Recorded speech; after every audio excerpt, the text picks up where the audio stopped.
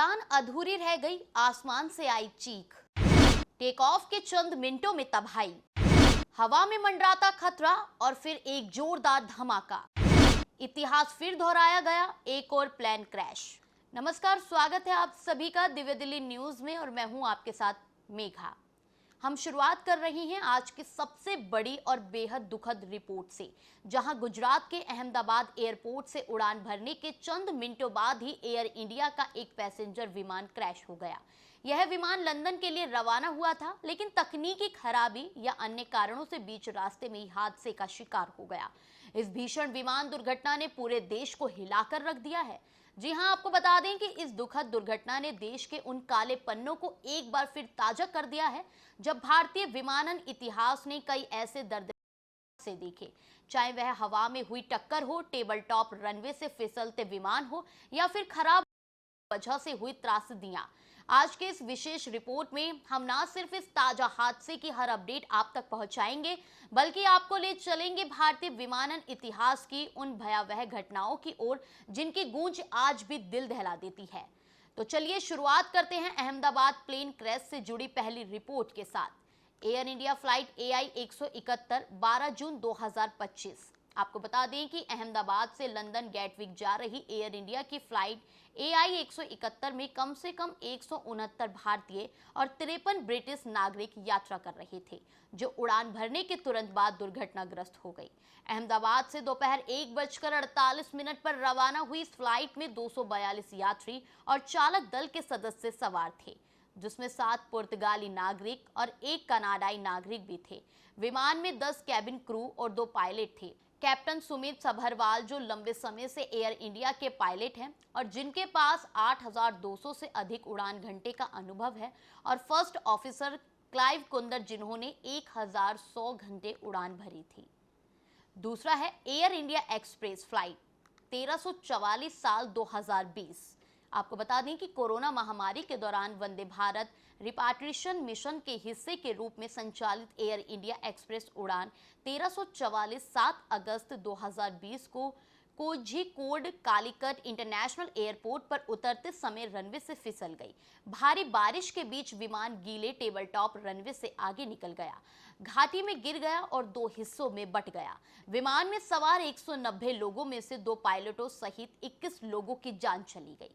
दूसरा है air India express flight 812 साल 2010। आपको बता दें कि 22 मई 2010 को air India express flight 812 Karnataka के मंगलुरु इंटरनेशनल एयरपोर्ट पर उतरते समय रनवे से आगे निकल गई।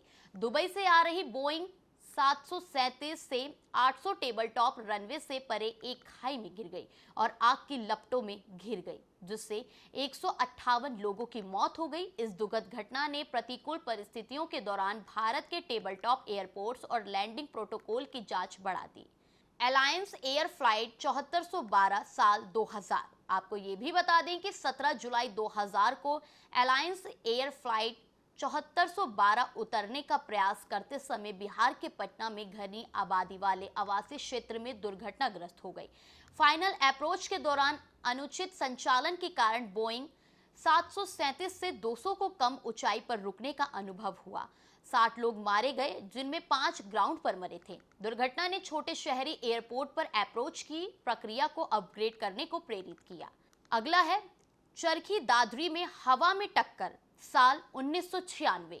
आपको बता दें कि 12 नवंबर 1996 को जो प्लेन क्रैश हुआ, वह भारत की सबसे विनाशकारी विमानन दुर्घटना बन गई। उसमें 349 लोग मारे गए। यह त्रासदी तब हुई जब सऊदीया फ्लाइट 763, एक बोइंग 747 और कजाकिस्तान एयरलाइंस की फ्लाइट 1907 एक इल्यूशन IL-76 हरियाणा में चरखी दादरी के पास हवा में टकरा गई, यानी 2 प्लेन की हवा में टक्कर हुई थी।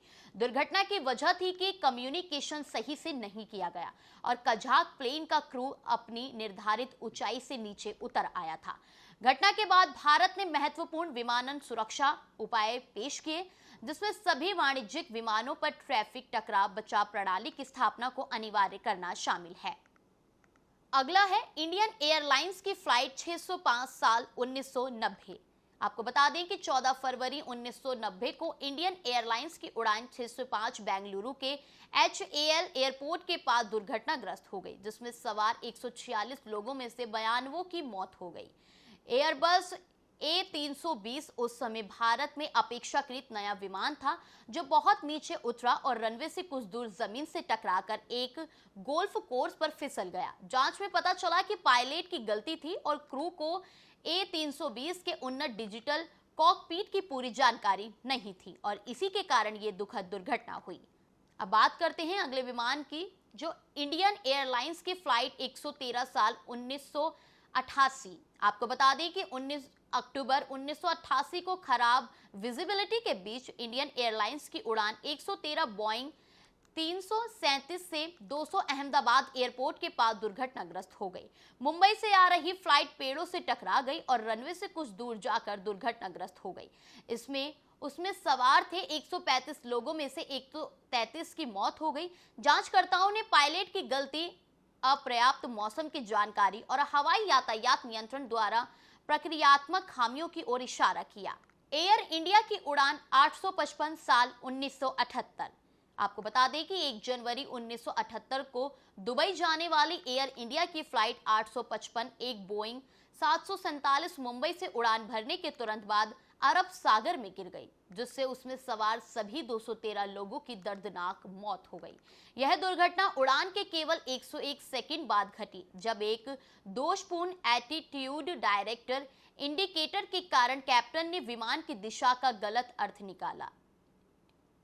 दुर्घटना समुद्र के ऊपर रात के समय हुई, जिससे चालक दल को अपने पोजीशन का पता आंखों से नहीं चला। एयरलाइंस की फ्लाइट 440 1973। आपको बता दें कि 31 मई 1973 को इंडियन एयरलाइंस की उड़ान 440 दिल्ली के पालम एयरपोर्ट के पास दुर्घटनाग्रस्त हो गई। बोइंग 737 से 200 को खराब मौसम का सामना करना पड़ा और रनवे से कुछ ही दूर हाई टेंशन तारों से टकरा गया। जहाज पर सवार 65 लोगों में से 48 की मौत हो गई। मृतकों में प्रमुख भारतीय राजनीतिज्ञ मोहन कुमार मंगलम भी शामिल थे। दुर्घटना ने भारतीय एयरपोर्ट्स पर बेहतर मौसम रडार की आवश्यकता को रेखांकित किया। इन हादसे ने न सिर्फ कई जिंदगियों को प्रभावित किया है, बल्कि देश को एक बार फिर सोचने पर मजबूर कर दिया है कि क्या हमारी विमानन व्यवस्था अब भी उन कमजोरियों से जूझ रही है जिनसे हमने सबक लेने का वादा किया था। आपको बता दें कि बीते वर्षों में भारत ने कई एयर ट्रेजेडी देखी है, जिसमें तकनीकी चूक, pilot error, air traffic control की लापरवाही या फिर अप्रत्याशित मौसम सभी किसी न किसी रूप में जिम्मेदार रही हैं। अहमदाबाद की यह दुर्घटना एक और चेतावनी है, जो कहती है कि सफर की ऊंचाई जितनी भी हो, सुरक्षा की नींव मजबूत होनी चाहिए। ताज़ा तरीन खबरों को जानने के लिए अभी टाइप करें दिव्य दिल्ली न्यूज। नीचे दिए गए सब्सक्राइब बटन को दबाएं और नोटिफिकेशन के लिए दिए गए बेल आइकन को क्लिक करें। हमारे वीडियोस को लाइक, शेयर और कमेंट करना ना भूलें।